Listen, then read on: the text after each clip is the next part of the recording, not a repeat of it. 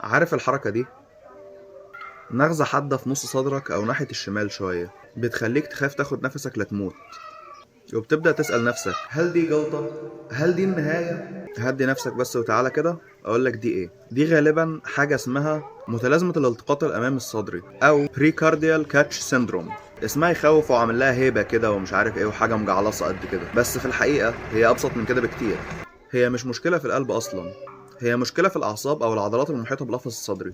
الوجع بيحصل لما العصب في منطقة الصدر بيتحشر أو بيحصل له تشنج بسيط مفاجئ. تعال نفرق بينهم عشان ترتاح. نغزة البي سي اس بتكون في نقطة محددة جدا تقدر تشاور عليها بصباعك، بتيجي وانت مرتاح مش بتبذل مجهود، بتروح في ثواني أو دقيقتين بالكتير. لكن آلام الجلطة لا قدر الله بتكون عبارة عن ثقل مش مجرد نغزة. الوجع بيسمع في الكتف والفك وبيستمر لفترة طويلة ومش بيروح بمجرد تغيير وضعية جسمك. أهم علامة لمتلازمة البي سي اس هي إن الوجع بيزيد جدا لما تيجي تاخد نفس عميق، رغم إنك خايف تاخد نفسك، لكن لو جمدت قلبك وخدت نفس واحد عميق قوي النغزة دي غالبا بتروح وكأن شيئا لم يكن.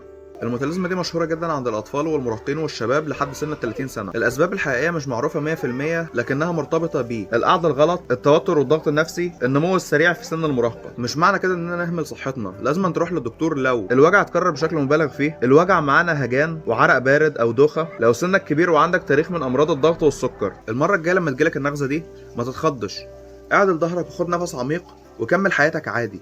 قلبك تمام، بس دي مجرد قفشة أعصاب.